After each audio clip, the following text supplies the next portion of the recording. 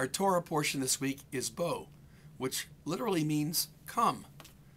And there's an ironic use of the language because when God says to Moses, bo el Pharaoh, come to Pharaoh, it's translated usually as go to Pharaoh.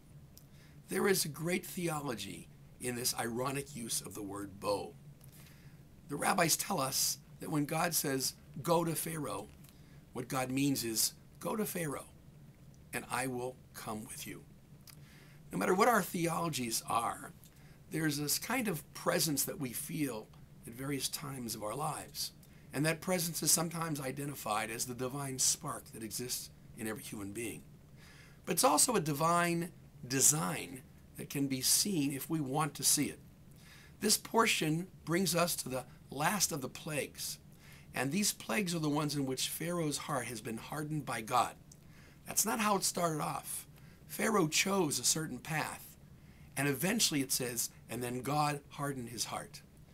The rabbis tell us that this means that God has planted in each human being not only God's spark, but a kind of moral inertia, that we develop habits by making moral choices.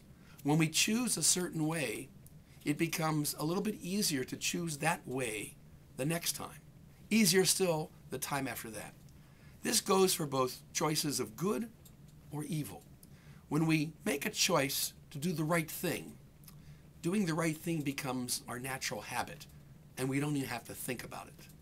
The same is true of choosing to do the wrong thing, to be evil, to be not a mensch.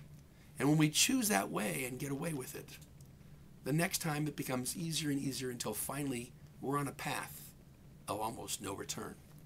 That's what happened to Pharaoh when God went with Moses to say, let my people go. Let's think about the divine spark that exists in each of us. That spark is activated when we make good choices, the right choices, to be menschlich.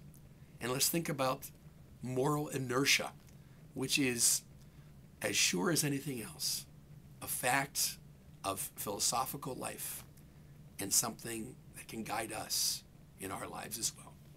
Shabbat Shalom.